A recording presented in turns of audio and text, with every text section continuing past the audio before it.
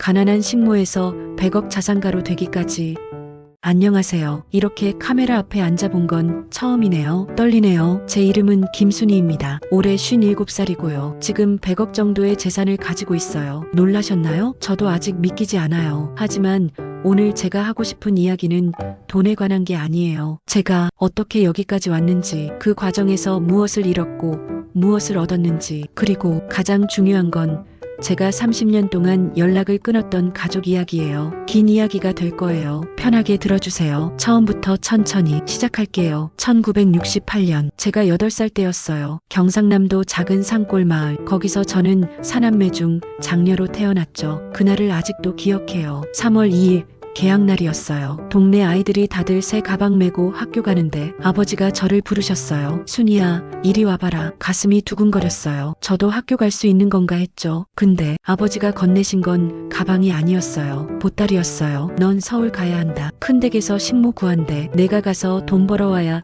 동생들 학교 보내지. 긴 침묵이 흐르고 나서야 아버지의 그 말을 이해하려 했지만 저는 그때 식모가 뭔지도 몰랐어요. 그냥 아버지가 시키니까 따라가야 하는 줄만 알았죠. 어머니는 옆에서 아무 말도 안 하셨어요. 그냥 여자애가 공부해서 뭐하냐, 시집이나 잘 가면 되는 거지, 그 말만 하셨어요. 지금 생각해보면 어머니도 그렇게 배운 거겠죠. 자기도 그렇게 살았으니까 딸은 희생하는 게 당연하다고. 그날 저는 처음으로 울었어요. 엉엉 울었는데 아버지가 화를 내셨어요. 울긴 뭘 울어. 밥이나 얻어먹고 다녀라. 그게 제가 집을 떠나기 전 마지막으로 들은 말이었어요. 처음 타본 버스였어요. 3시간 울면서 탔어요. 옆자리 아주머니가 사탕을 주셨는데 그것도 못 받아 먹었어요. 낯선 사람한테 받으면 안 된다고 어머니가 그랬거든요. 서울에 도착했을 때 와, 정말 놀랐어요. 건물이 이렇게 높은 줄 몰랐어요. 사람이 이렇게 많은 줄도 몰랐고요. 무서웠어요. 사람들 틈에서 길을 잃을까봐 아버지 손을 꽉 잡았어요. 근데 아버지가 손을 뿌리치시더라고요. 창피하게 왜 매달리냐고. 종로에 있는 큰 한옥집이었어요. 기와집. 저희 동네에서는 제일 부자만 사는 그런 집이요. 초인종을 누르니까 할머니가 나오셨어요. 제 키의 2배는 되는 것 같은 할머니. 어머,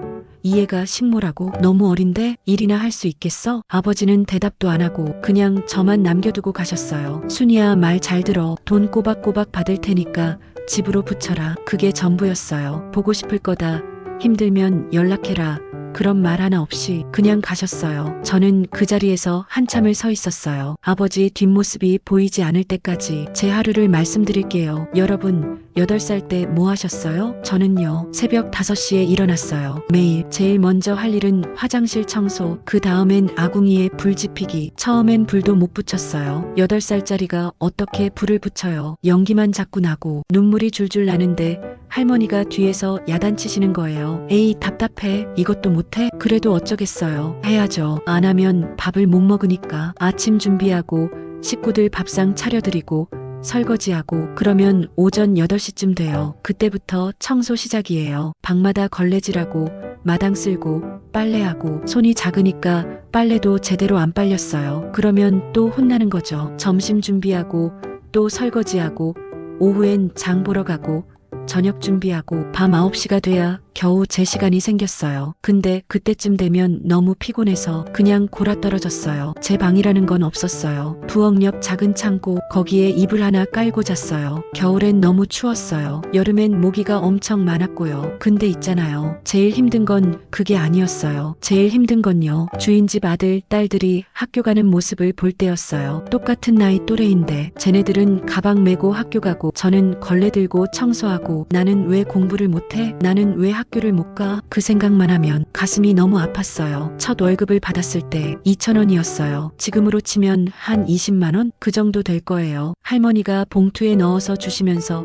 그러시더라고요. 이거 부모님한테 다 보내야 된다. 알았지? 네, 알았어요. 처음부터 그러려고 일하는 거니까. 저는 그 돈을 하나도 안 쓰고 다 집으로 보냈어요. 우체국 가서 환으로 보냈죠. 편지도 함께 보냈는데 글을 못 쓰니까 우체국 아저씨한테 부탁했어요. 아버지, 어머니, 잘 지내세요. 저는 잘 있어요. 동생들 학교 잘 다니죠? 공부 열심히 하라고 전해주세요. 그게 전부였어요. 6개월 후에 답장이 왔어요. 여동생이 보낸 거였어요. 언니, 돈 잘 받았어. 오빠가 중학교 들어갔어. 교복 샀어. 고마워. 고마워. 그 말 하나 때문에 6개월을 더 버텼어요. 근데 신기한 게 보고 싶다는 말은 없었어요. 잘 지내냐? 힘들지 않냐?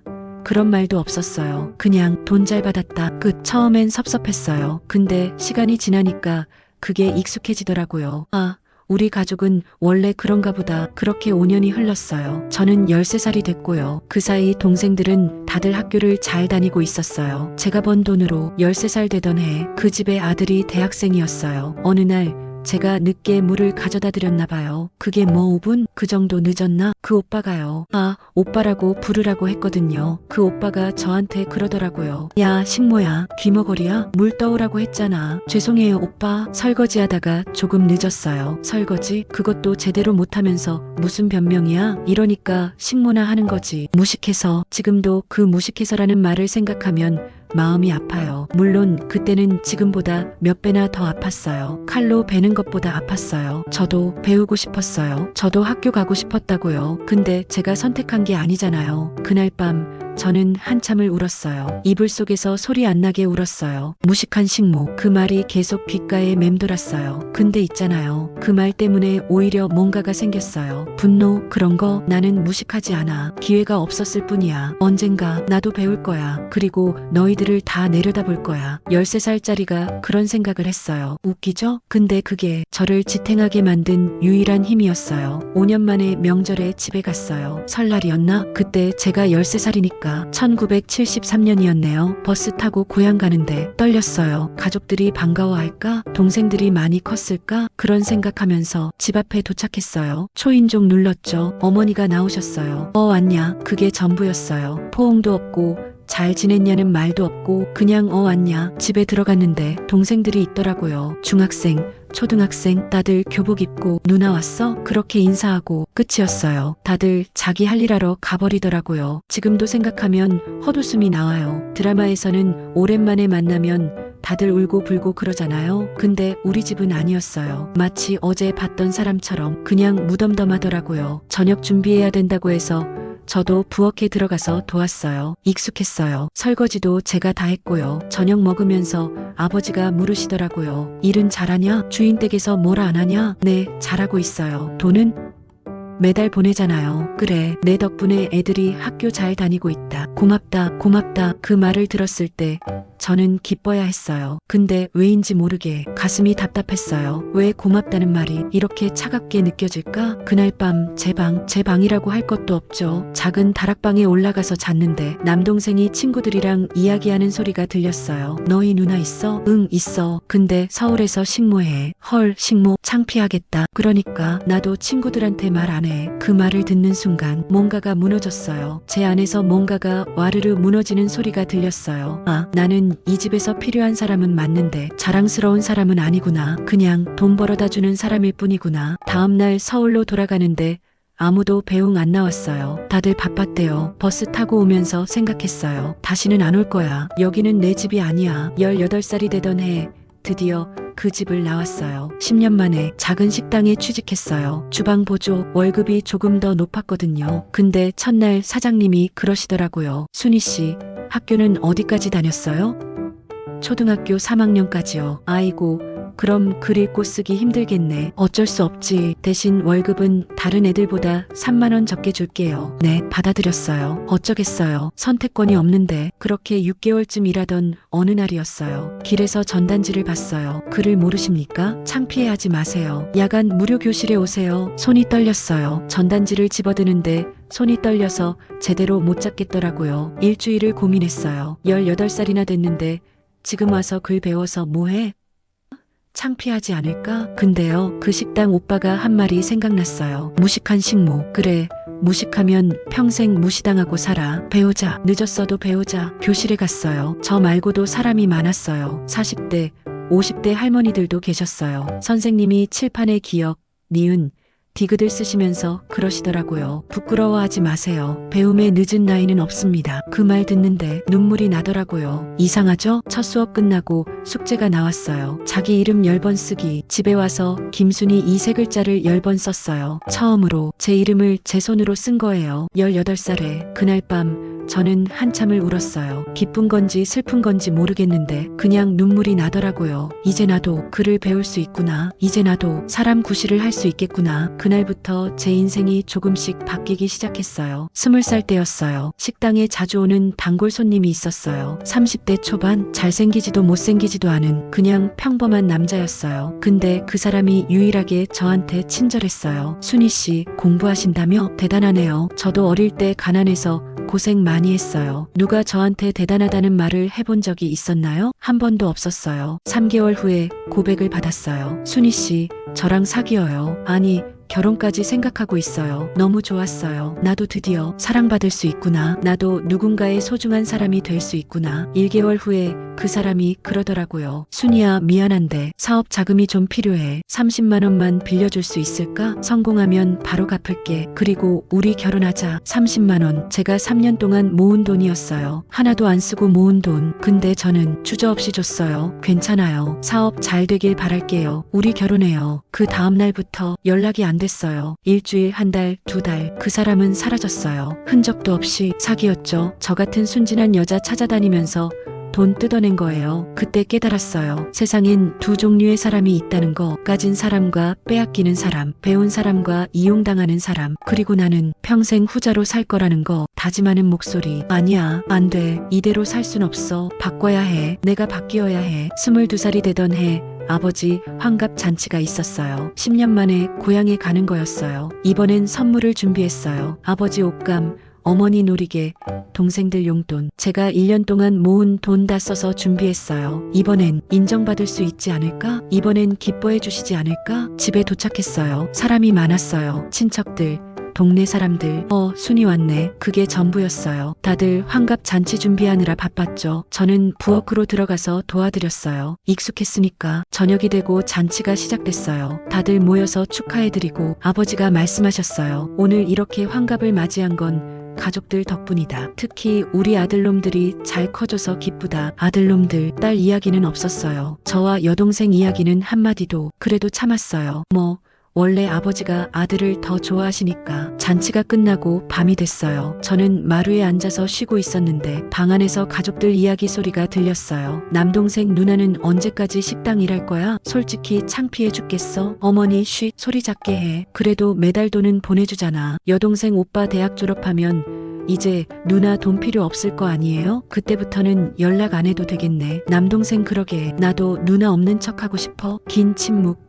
떨리는 목소리. 그 순간 제 심장이 멈춘 것 같았어요. 숨을 쉴 수가 없었어요. 가슴이 너무 아파서 진짜 심장이 찢어지는 것 같았어요. 나는 이 사람들한테 뭐였을까? 14년 동안 하루도 빠짐없이 돈을 보냈는데 내가 번 돈으로 다들 학교 다니고 옷 사입고 밥 먹었는데 나한테 돌아온 건 창피해. 연락 안 해도 돼. 눈물. 그날 밤 저는 한숨도 못 잤어요. 계속 생각했어요. 내가 뭘 잘못했을까? 내가 왜 이런 대접을 받아야 할까? 근데 답이 안 나왔어요. 그래서 결심했어요. 이제 끝이야. 더 이상은 못하겠어. 다음날 아침 집을 나가기 전에 가족들을 다 불러 모았어요. 다들 앉으세요. 할 말이 있어요. 아버지께선 뭔데? 바쁘다 하고 퉁명스럽게 말했어요. 금방 끝날 거예요. 나는 심호흡을 하고 저 질문 하나만 하고 갈게요. 제가 이 집 딸 맞나요? 어머니께선 의아한 듯 무슨 소리냐? 당연하잖아라고 내뱉듯이 말했어요. 맞아요. 당연히 딸이죠. 그런데요. 14년 동안 딸 대접을 받아본 적이 없어요. 아버지께선 무슨 소리야? 라고 반문하셨죠. 들어주세요. 제 말 다 듣고 화내세요. 나는 목소리에 힘을 주며 저는 8살 때 이 집을 떠났어요. 학교 대신 일터로 갔고요. 14년 동안 한 달도 빠짐없이 돈을 보냈어요. 내가 딸로 태어났으니 당연. 근데 단 한 번도 고맙다, 수고했다, 보고 싶다는 말을 제대로 들어본 적이 없어요. 어젯밤 다들 하시는 말, 저 창피하다고, 제게 이젠 연락 안 해도 된다고 하는 말을 다 들었어요. 나는 흐르는 눈물을 닦으며 알겠어요. 이제 알겠어요. 저는 이 집 딸이 아니었어요. 그냥 돈 벌어다 주는 기계였어요. 아버지는 내게 이 불효자식아, 내가 딸로서 당연히 해야 할 일을 했는데 무슨 고맙다는 소리를 듣고 싶어? 당연한 일이었나요? 8살짜리한테? 공부하고 싶다는 아이한테? 나는 침착하게 말했어요. 이제 끝이에요. 앞으로 연락하지 마세요. 돈도 더 이상 안 보낼 거예요. 저도 이제 제 인생을 살겠습니다. 여동생은 내게 언니. 그게 무슨 소리야? 내가 왜 언니예요? 창피한 언니라며? 필요 없다며? 말하고 나는 일어서며 안녕히 계세요. 아버지, 어머니, 그동안 행복하지는 않았지만 최선을 다했어요. 이제는 저를 위해 살겠습니다. 긴 침묵이 흐르는 가운데 문을 닫고 나오는데 뒤에서 어머니가 뭐라 소리치시는 게 들렸어요. 근데 돌아보지 않았어요. 돌아보면 다시 무너질 것 같았거든요. 서울행 버스를 탔어요. 이상하게 마음이 편했어요. 30년을 짊어지고 살았던 짐을 내려놓은 기분이랄까? 물론 무서웠어요. 이제 진짜 혼자니까 돌아갈 곳도 없고 기댈 사람도 없고. 근데요, 그게 오히려 자유롭더라고요. 이제 아무도 나를 이용할 수 없어. 이제부터는 내가 나를 위해 살아. 버스 안에서 노트를 꺼내서 썼어요. 야간 교실에서 배운 글씨로 김순희의 인생 계획. 돈 모으기 3년 안에 100만 원. 작은 가게 차리기. 대학 가기. 절대 복수하지 않기. 쓰면서 헛웃음이 났어요. 마지막 거 복수하지 않기를 왜 썼냐면요. 그때 제 마음속에 미움이 너무 컸거든요. 가족에게, 세상에게, 나를 무시한 모든 사람들한테 보여줄 거야. 내가 얼마나 대단한 사람인지. 근데요, 그렇게 살면 제가 불행할 것 같았어요. 복수를 위해 사는 인생, 그건 또 다른 감옥이잖아요. 그래서 다짐했어요. 나는 그냥 행복해질 거야. 당당하게 살 거야. 그게 최고의 복수야.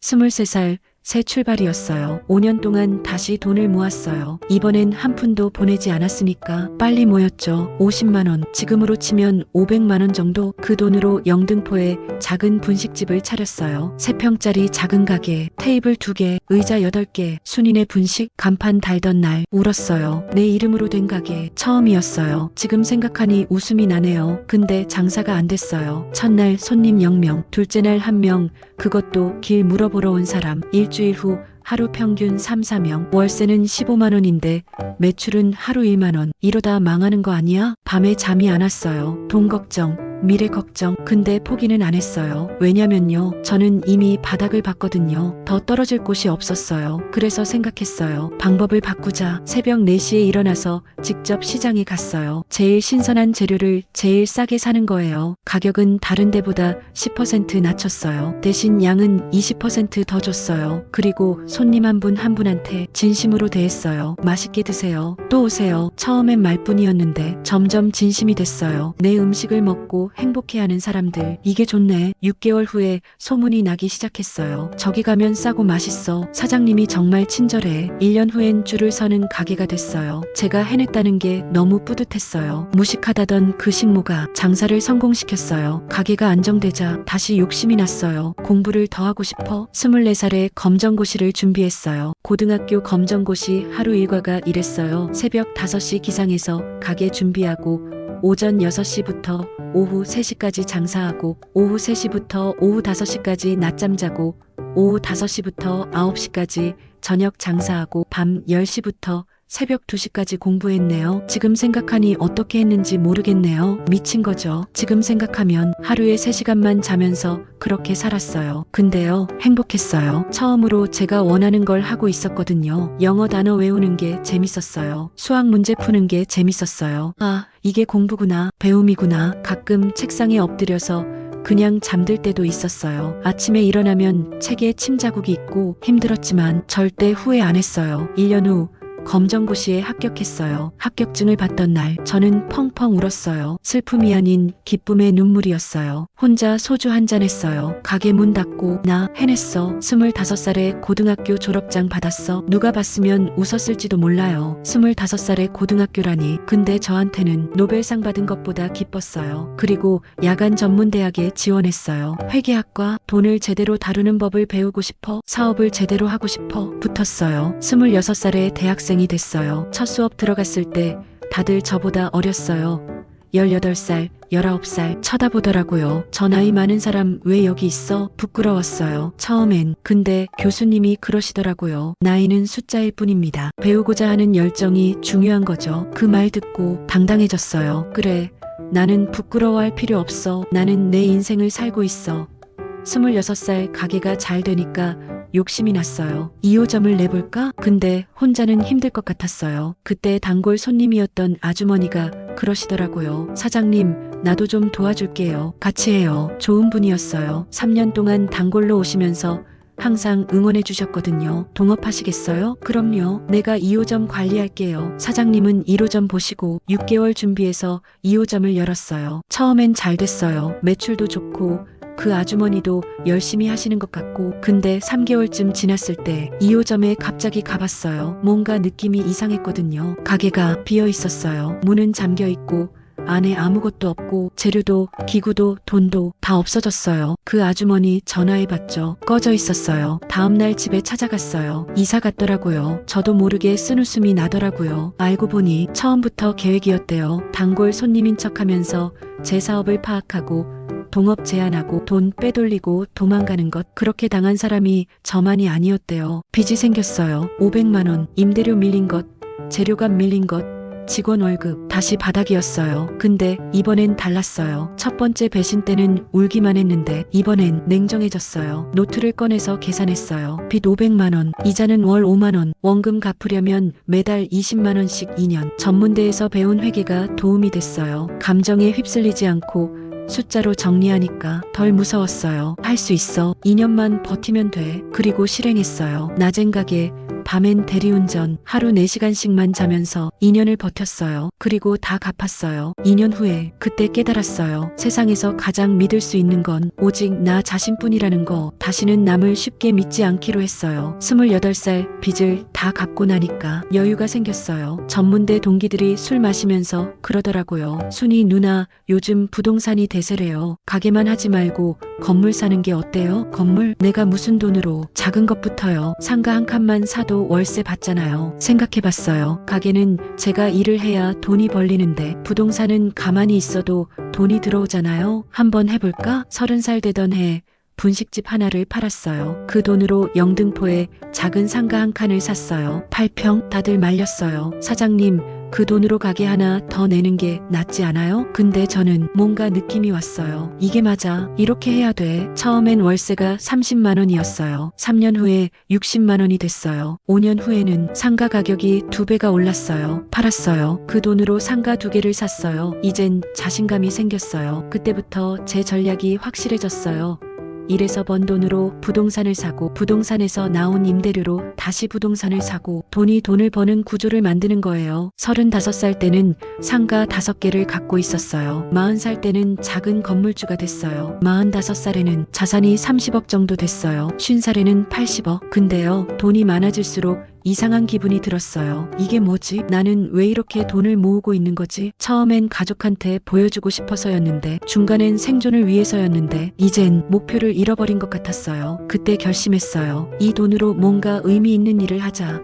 55살 되던 해 재단을 만들었어요. 희망의 집, 설아재단. 설아는 제 원래 이름이에요. 호적에는 김설아로 되어 있거든요. 근데 어릴 때부터 다들 순이라고 불러서 순이가 됐죠. 재단에서 하는 일은요, 가난해서 학교를 못 다니는 아이들 지원하는 거예요. 학비, 교복, 책 다 지원해줘요. 특히 장녀들, 저처럼 동생들 때문에 희생하는 딸들을 많이 도와줬어요. 첫 장학생을 만났을 때 15살 여자애였어요. 중학교 2학년. 언니, 저 학교 그만둬야 될 것 같아요. 동생들 학원비 때문에. 그 애 보는 순간 제가 보였어요. 8살 때에나 학교 다녀야지, 공부해야지, 내가 포기하면 안 돼. 근데 저희 엄마는 내가 설득할게. 너는 공부만 해. 알았지? 그 애가 울더라고요. 감사합니다. 정말 감사합니다. 눈물 닦으며 그때 알았어요. 아, 내가 돈을 번 이유가 이거였구나. 나처럼 아픈 아이들을 돕기 위해서였구나. 지난 5년 동안 200명 넘는 아이들을 도왔어요. 그 아이들이 가끔 찾아와요. 이사님, 저 대학 붙었어요. 이사님, 저 취직했어요. 이사님, 결혼해요. 꼭 오세요. 그럴 때마다 생각해요. 내 인생이 헛되지 않았구나. 의미가 있었구나. 재단 설립하고 2년쯤 지났을 때 문득 가족이 궁금해졌어요. 30년, 연락을 끊은 지 30년이 지났어요. 다들 잘 살고 있을까? 부모님은 살아계실까? 재단 직원이 물어봤어요. 이사님, 혹시 부모님은 어디 계세요? 잘 모르겠어요. 30년 동안 연락을 안 했거든요. 헐, 왜요? 어떻게 설명해야 할까요? 30년 전 일을 그냥 웃으면서 넘어갔어요. 근데 그날 밤 잠이 안 왔어요. 나 너무 매정한 딸 아닐까? 아니, 그들이 나한테 매정했었지. 근데 그래도 부모잖아. 복잡했어요. 미운 건 미운데 그래도 궁금한 거예요. 한 달을 고민했어요. 그리고 결심했어요. 가보자. 그냥 잘 사는지만 확인하고 오자. 근데 어떻게 갈까? 비싼 차 타고 가서 나 이렇게 성공했어라고 자랑하고 싶진 않았어요. 그건 제 스타일이 아니에요. 그래서 제일 낡은 옷을 입었어요. 다른 운동화에 오래된 가방 하나, 그냥 한 사람으로 딸로 갈 거야. 돈이 아니라 손에는 아무것도 안 들고 갔어요. 명품도 선물도 돈도 없이. 그들이 날 기억이나 할까? 반가워하긴 할까? 떨렸어요. 52살인데도 가슴이 떨렸어요. 고향 가는 버스를 탔어요. 풍경이 많이 바뀌었더라고요. 옛날엔 다 논밭이었는데 이제 건물이 들어서고 도로가 생기고, 근데 마을 입구는 그대로였어요. 저 골목, 저 나무 다 기억이 나더라고요. 집 앞까지 걸어갔어요. 대문은 새로 바뀌었더라고요. 예전엔 나무 대문이었는데 철문으로 나는 심호흡을 하고 초인종을 눌렀어요. 띵동. 30초쯤 지났을까? 문이 열렸어요. 여자가 나왔어요. 50대 초반 여동생이었어요. 예전엔 20대 아가씨였는데 이제 아줌마가 됐더라고요. 나야 순이. 여동생이 눈을 크게 떴어요. 언니 맞아? 응. 여동생이 저를 위아래로 훑어봤어요. 낡은 옷, 다른 신발, 빈손. 저를 본 동생의 입가엔 쓴웃음을 지었어요. 그 표정 잊을 수가 없어요. 실망? 당혹? 뭐랄까? 왜 이 꼴로 왔어?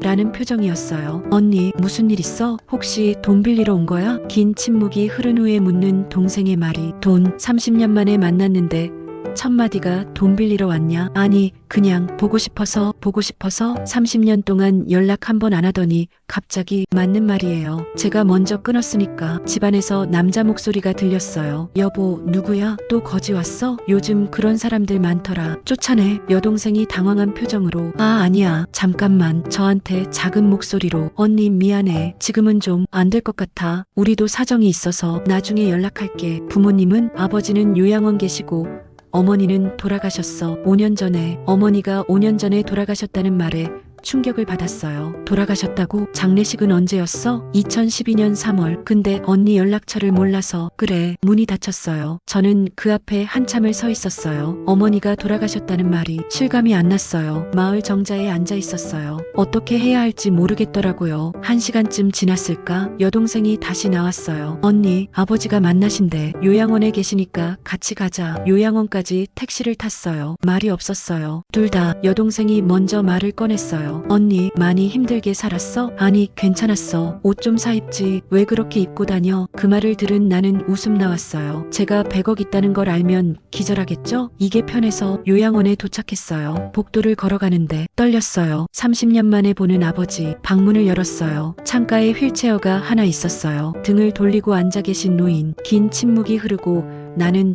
떨리는 목소리로 아버지. 순이 왔어요. 천천히 휠체어가 돌아왔어요. 82세. 아버지는 많이 늙으셨어요. 한때 무서웠던 그 아버지가 이제는 작고 야윈 노인이 돼 있었어요. 순이야? 네, 아버지. 한참을 쳐다보시더니 그동안 어디 있었냐? 서울에서 살았어요. 뭐 하면서? 그냥 일하면서요. 많이 늙었구나 하시면서 쓴 웃음을 지으셨다. 아버지도요. 침묵이 흘렀어요. 뭘 말해야 할지 모르겠더라고요. 30년 동안 쌓인 말들이 있는데 어디서부터 꺼내야 할지. 아버지가 먼저 말씀하셨어요. 내 어머니 5년 전에 갔다. 들었어요. 마지막에 너 찾았다. 순이 어디 있냐고 미안하다고 전해달라고 하시면서 눈물 지으셨다. 진짜요? 거짓말해서 뭐 하겠냐? 늙어서 후회하셨나봐. 너한테 못했다고. 그 말 듣는데 가슴이 너무 아팠어요. 왜 진작 살아계실 때 그 말을 못하셨을까? 왜 저는 30년을 기다려야 했을까? 아버지는 저한테 할 말 없으세요? 미안하다는 말은 못하겠다. 왜요? 내가 뭘 미안해하겠냐? 그때는 다들 그렇게 살았다. 내가 딸로 태어났으니 당연 희생하는 거지. 긴 침묵이 흐른 후 나는 아버지가 그렇게 생각하시는구나 생각했다. 하지만 말이다. 아버지가 창밖을 보시며 눈물을 보이며